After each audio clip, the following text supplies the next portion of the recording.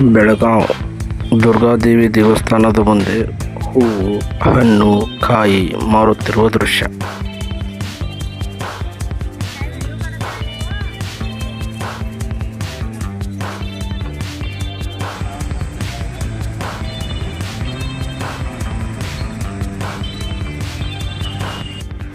ದುರ್ಗಾದೇವಿಯ ದೇವಸ್ಥಾನವನ್ನು ದಾಟಿಕೊಂಡು ಒಂದು ಸ್ವಲ್ಪ ದೂರ ಬಂದರೆ ಅಲ್ಲಿ ಕಮಲಬಸ್ತಿಯ ಕುರುಹುಗಳು ನೋಡಲು ಸಿಗುತ್ತವೆ.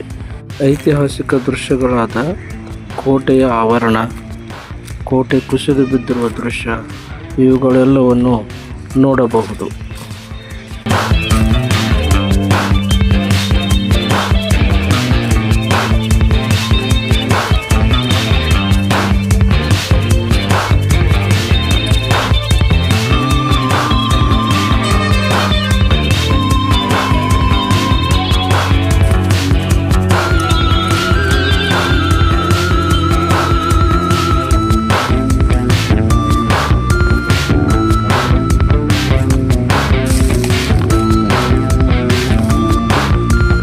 ಐತಿಹಾಸಿಕ ಸ್ಥಳಗಳಾದ ಕೋಟೆಗಳನ್ನು ನೋಡುತ್ತಾ ಹೋದರೆ ಈಗ ಅವುಗಳೆಲ್ಲವೂ ಅಳಿವಿನಂಚಿನಲ್ಲಿ ಇವೆ.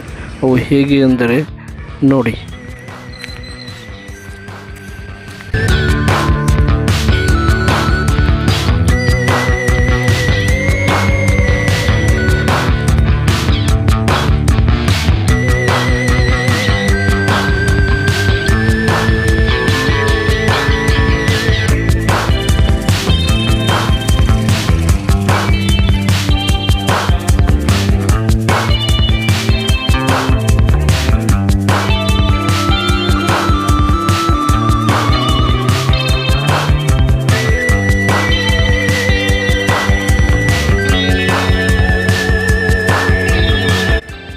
ಇದೇ ನೋಡಿ ಕಮಲಬಸ್ತಿ ಅಂದರೆ. ಈ ದೇವಸ್ಥಾನದ ಒಳಗೆ ಜೈನರ ಕೆಲವು ಐತಿಹಾಸಿಕ ಸ್ಥಳಗಳಲ್ಲಿ ಪುರಾಣಗಳಲ್ಲಿ ಉಲ್ಲೇಖ ಇರುವಂಥ ಕೆಲವೊಂದಷ್ಟು ವ್ಯಕ್ತಿಗಳ ಹಾಗೂ ದೇವತೆಗಳ ಮೂರ್ತಿಗಳು ನೋಡಲು ಸಿಗುತ್ತವೆ.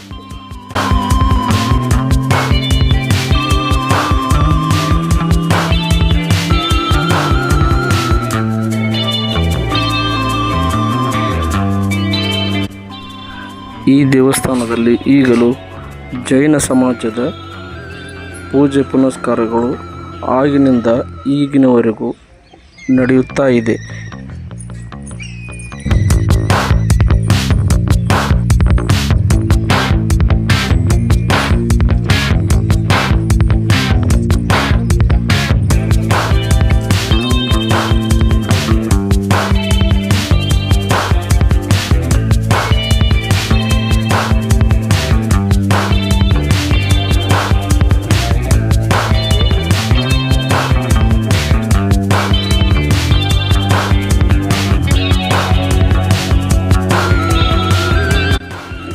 ಈ ದೇವಸ್ಥಾನದಲ್ಲಿ ನೋಡುತ್ತಿದ್ದಂತೆ ಕೆಲವೊಂದು ಭಾಗಗಳಲ್ಲಿ ಸಂಪೂರ್ಣವಾಗಿ ಕೆತ್ತಲ್ಪಟ್ಟಿವೆ, ಇನ್ನು ಕೆಲವು ಭಾಗಗಳಲ್ಲಿ ಅಪೂರ್ಣವಾಗಿವೆ. ಅವು ಯಾಕೆ ಅಂತ ಗೊತ್ತಿಲ್ಲ.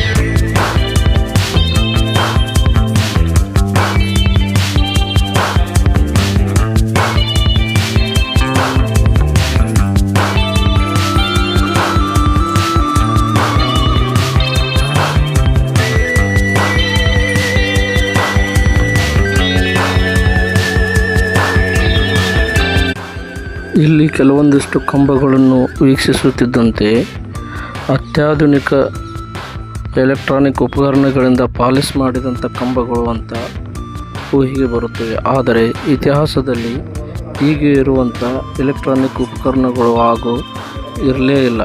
ಆದರೆ ನೋಡಲು ಇವು ಹಾಗೇ ಇವೆ, ಆದರೆ ವಿಸ್ಮಯವೂ ಹೌದು. ಈ ಕಮಲಬಸ್ತಿಯ ಒಳಗಡೆ ಹೋಗುತ್ತಿದ್ದಂತೆ ಮೊದಲು ಗೋಲಾಕೃತಿಯಲ್ಲಿ ನೋಡಲು ಸಿಗುತ್ತವೆ. ಆದರೆ ಮೇಲೆ ಸ್ವಲ್ಪ ಕಣ್ಣಾಡಿಸಿ ನೋಡಿದರೆ ಎಂಥ ವಿಸ್ಮಯಕಾರಿಯಾದ ಕೆಲವೊಂದಷ್ಟು ಕೆತ್ತನೆಗಳು ಇವೆ ನೋಡಿ.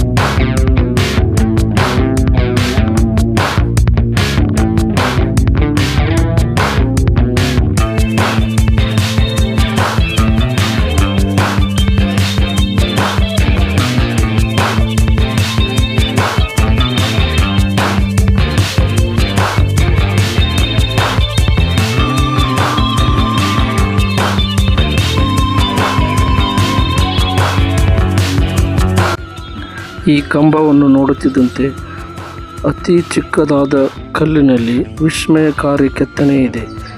ನಿಮಗೇನಾದರೂ ಹೇಳಬೇಕನ್ನಿಸಿದರೆ ಕಾಮೆಂಟಿನಲ್ಲಿ ತಿಳಿಸಿ ನೋಡೋಣ.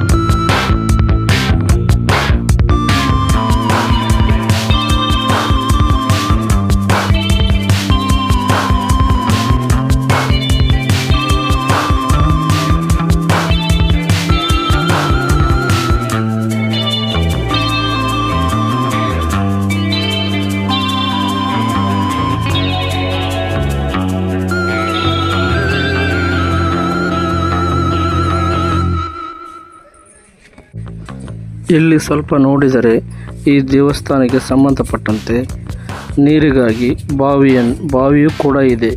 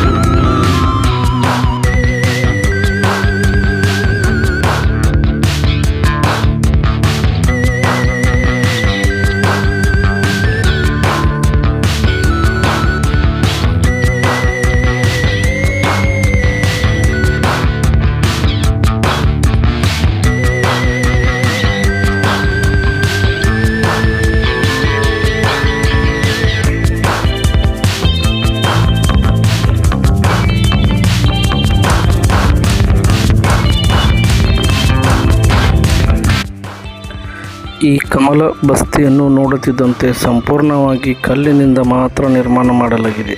ಯಾವುದೇ ಸಿಮೆಂಟ್ ಆಗಲಿ ಗಚ್ಚಾಗಲಿ ಬಳಕೆಯಲ್ಲಿಲ್ಲ.